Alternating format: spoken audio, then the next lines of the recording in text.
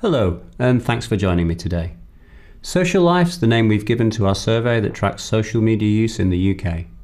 Clients we're working with who use SocialLife tell us it's the most comprehensive tracker around on this particular topic. 3 times a year we survey a large and representative sample of online UK social media users, usually over 5,000 of them from age 11 upwards, and we ask which sites they're aware of, which they use, how often they use them, for what purposes, which devices they use, and so forth. As you can imagine, this generates a wealth of statistics, some of which I'll be sharing today as I focus on the rapid growth of social media in the last 12 months. Let's start with a bit of audience participation of sorts. And what I'd like you to do is put your hand in the air, either mentally or physically if you can, if you use Facebook. Now, I'm expecting that most of you will have your hand in the air at this point, as most people in the UK have an active Facebook account. Now, keep your hand in the air only if you're on LinkedIn. Still many of you, I would expect at this point. Put your hand down, please, now if you're not on Twitter. And I'm expecting that some of you will still have your hand in the air, but others no longer. How about Instagram? Put your hand down if you do not use this photo sharing site. And let's try a couple more for those of you who've still got your hand raised. What about Snapchat? Hands down if you're not on this social messaging service. And finally Vine. Again, put your hand down please if you do not post or watch videos on this platform. Okay, if you've still got your hand in the air now, you're what I would classify as a social pro. And I'll come back to what I mean by this in a few seconds.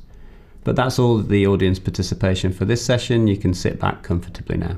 Using SocialLife data, we've segmented social media users into 6 different types. Those of you who still had your hand raised at the end of the last exercise, or those who only put it down when I mentioned Snapchat or Vine, most likely belong to these 2 segments, social pros or social actives, who, as the names imply, are heavy social media users.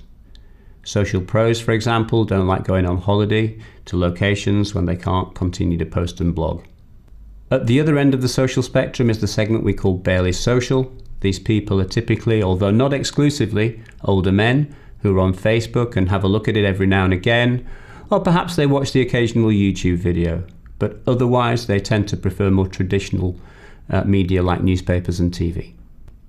Other segments we identified that sit in between these extremes are social shoppers, people who are simply looking for deals and special offers, social observers, typically, although again not exclusively, older women who watch what's happening on Facebook and Twitter but rarely participate themselves, and finally social me's who use social media as a means of broadcasting their thoughts on a range of topics to the wider world.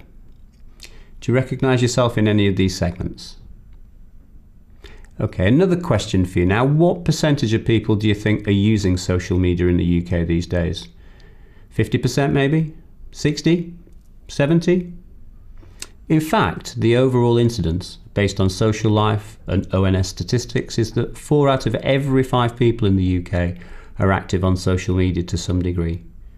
And this incidence varies a little by age group. 95% of 11 to 15-year-olds are active. In my experience, they get into social media through being allowed to have an Instagram or perhaps a Facebook account when they're 9 or 10, and just as they're going off to big school and everyone else is doing the same. And that's even if they rarely use their accounts.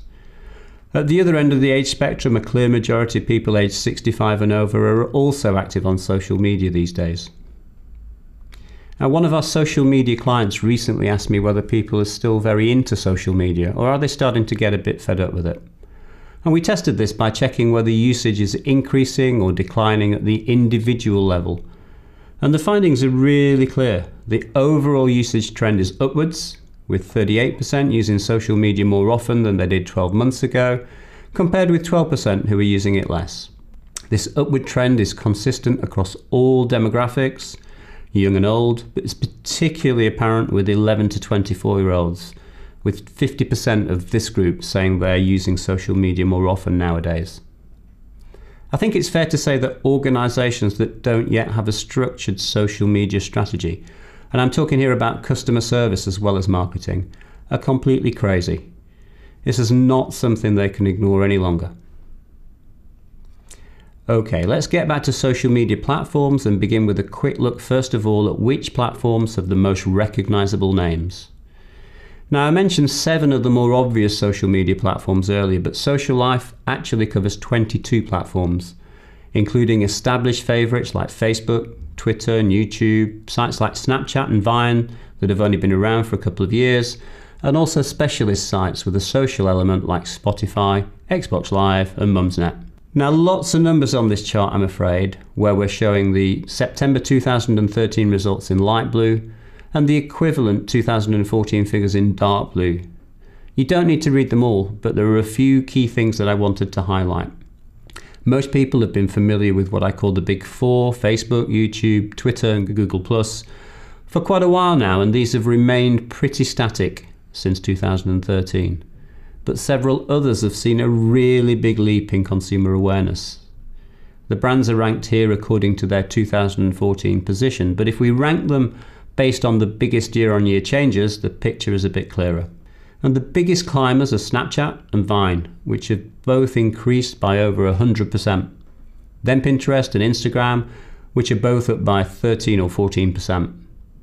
Plenty of others have increased significantly too, including LinkedIn, Tumblr and Google+. Over on the right-hand side of this chart, some of the social media giants of yesteryear, MySpace and Bebo, for example, are finally beginning to lose salience. Alright, let's move on from simple name recognition and look at which platforms people have got accounts with.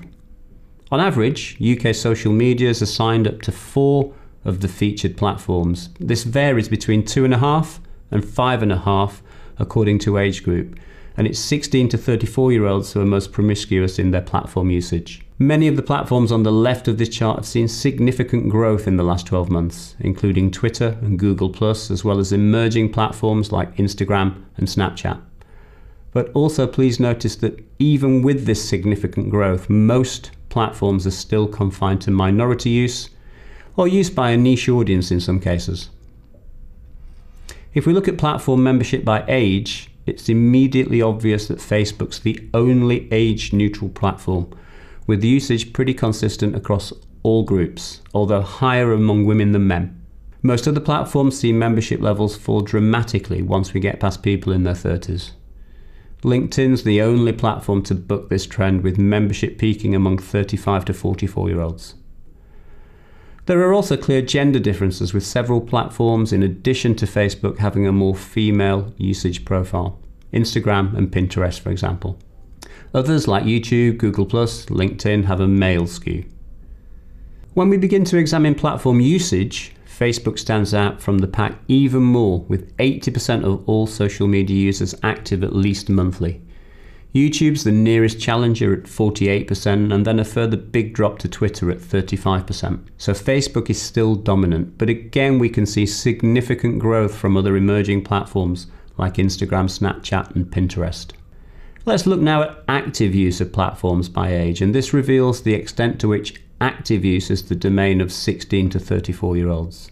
Active use falls off a cliff for most platforms beyond this demographic for most platforms, and again Facebook's the standout exception to this rule. If we're looking to summarize all of this awareness and usage data in one neat chart, this is it. Here we plot account membership horizontally against daily use vertically, and bubble size reflects the relative volume of monthly activity on each platform. And this is how things looked in September 2013, with Facebook completely dominant in the top right-hand corner, and most other platforms stuck in the bottom left with low membership and low usage. Fast forward 12 months to September 2014, and Facebook is still a comfortable leader, but note how all of the challenger platforms are moving diagonally right and upwards. What about the more active users? Here's how things looked in 2013 among 16 to 34-year-olds, with Facebook again standing out, although things looked a bit more competitive.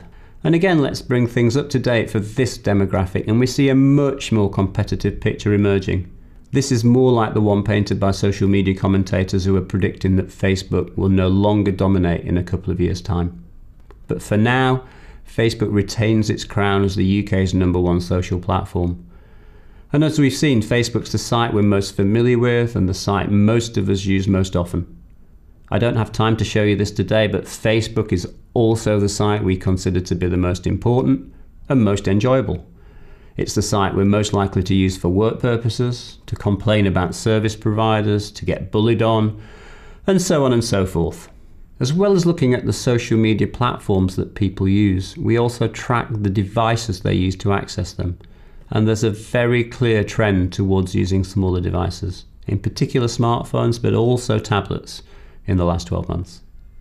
Whilst use of fixed PCs has fallen from 50% to 44%, laptop use has increased. Smartphone use is up by 10% and tablet use has almost doubled. I want to wrap up today by returning to our social media segmentation, which I talked about earlier on. Here's the breakdown of UK social media users by segment size from September 2013. The least social segment, barely social on the left, accounted for 18% of social media users at the time. And social media usage intensity increases from left to right until we reach social pros, who were very much in the minority at that point at 9%. Fast forward a final time to September 2014 and we'll see quite a dramatic shift from left to right, with significantly fewer barely social and social observers, and social pros and actives now accounting for 45% combined, compared with 31% a year ago. And this highlights just how much more social the UK has become in a very short period of time. That's all from me today. Thanks for taking time out to join me, and I hope that you found the session interesting and useful. Social Life has been up and running now since early 2013, and we've built up a big library of output that you can access easily on our website if you're interested in hearing or reading more about UK social media. If you'd like more information on any of the points I've covered today, my contact details will appear shortly. And the next wave of Social Life is scheduled to take place in January 2015. Please get in touch if you've got any social media questions you'd like us to answer. Thanks for your time.